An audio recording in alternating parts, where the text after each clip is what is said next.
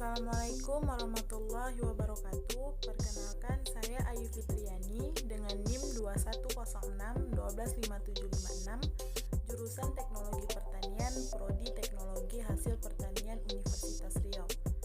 Video ini saya buat untuk memenuhi tugas praktikum pengetahuan bahan hasil pertanian, di mana di sini saya akan menjelaskan materi praktikum 1 sampai praktikum ke-6 ataupun praktikum terakhir. Nah, pada praktikum pertama saya akan menjelaskan materi mengenai struktur dan sifat fisik serealia, umbi-umbian, dan kacang-kacangan. Nah, sebelum kita memasuki tujuan dan bahan alat dan bahan yang digunakan pada praktikum ini, kita akan mengetahui apa itu serealia, kacang-kacangan, dan umbi-umbian. Serealia adalah biji-biji yang dihasilkan dari semua anggota famili rumput-rumputan, sedangkan kacang-kacangan yang dihasilkan oleh famili Leguminosae. Umbi-umbian adalah bahan nabati yang diperoleh dari dalam tanah. Tujuan dari praktikum ini adalah untuk mendapatkan gambaran tentang struktur dan sifat fisik serealia, umbi-umbian, dan kacang-kacangan yang lebih jelas, seperti bentuk, ukuran, berat, warna, serta struktur fisik dan jaringan.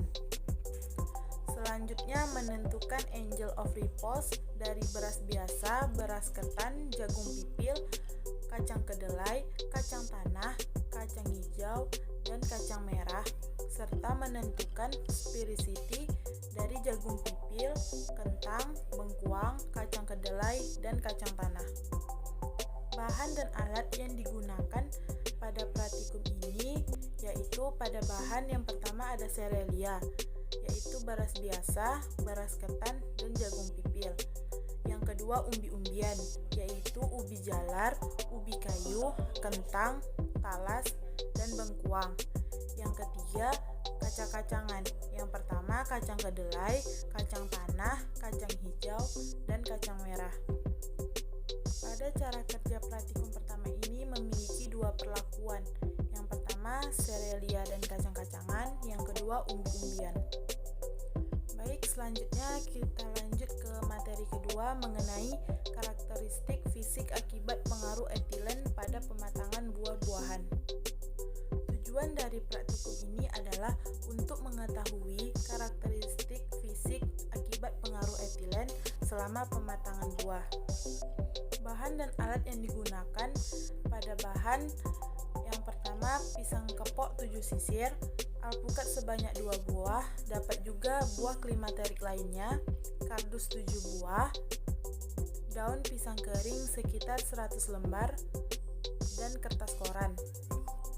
Sedangkan alat yang digunakan adalah timbangan, pisau, kertas label, kamera, dan sarung tangan. Cara kerja yang terdapat di praktikum ini ada 7 perlakuan. Nah, di antara 7 perlakuan itu ada bahan yang tidak dibungkus lalu dimasukkan di dalam kardus, ada juga bahan yang dibungkus menggunakan koran lalu dimasukkan ke dalam kardus. Lalu di bawah seluruh bahan yang sudah diberi perlakuan dan ditempatkan di suatu ruangan dan dilakukan penyimpanan selama 3 hari.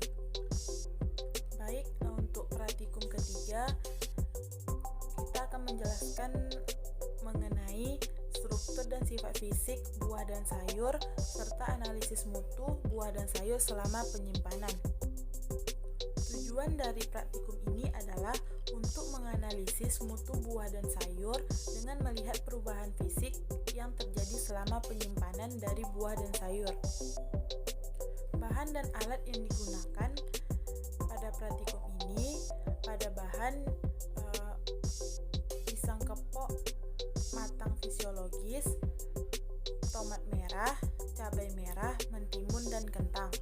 Sedangkan alat yang digunakan adalah timbangan digital, penggaris, gelas ukur, wadah kecil, kamera, dan kertas label. Pada cara kerjanya, parameter yang diamati adalah susut berat, pengukuran diameter, susut volume, bentuk dan ukuran, dan kekerasan.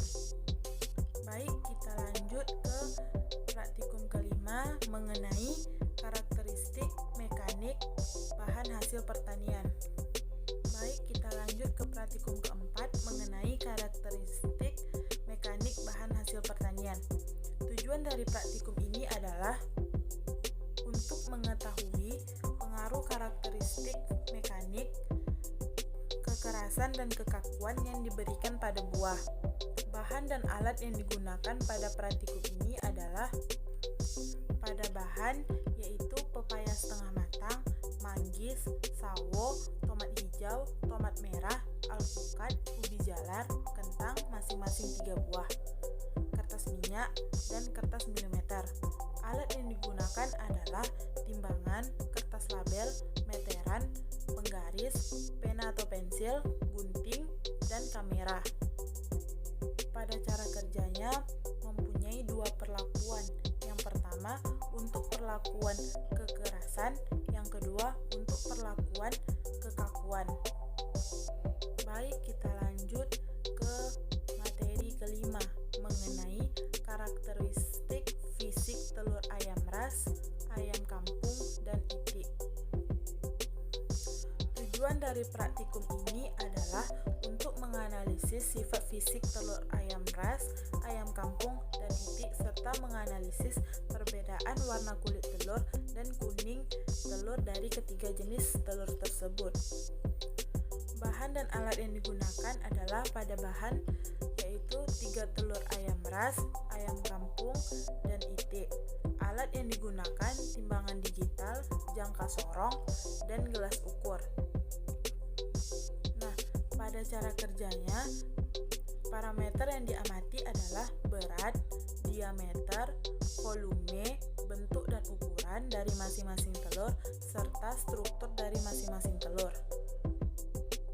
Baik, kita masuk ke praktikum terakhir ataupun praktikum ke-6 mengenai analisis dan karakteristik kimia buah-buahan, yaitu jeruk, mangga, nanas, jambu biji, pisang, tomat merah, dan pepaya.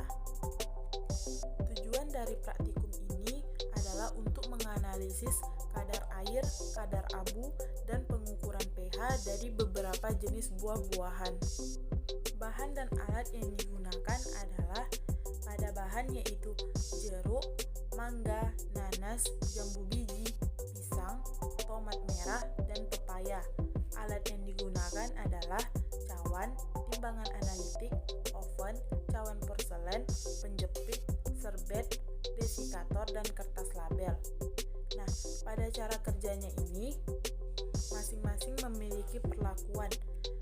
Pada perlakuan kadar air yang berbeda, pada perlakuan kadar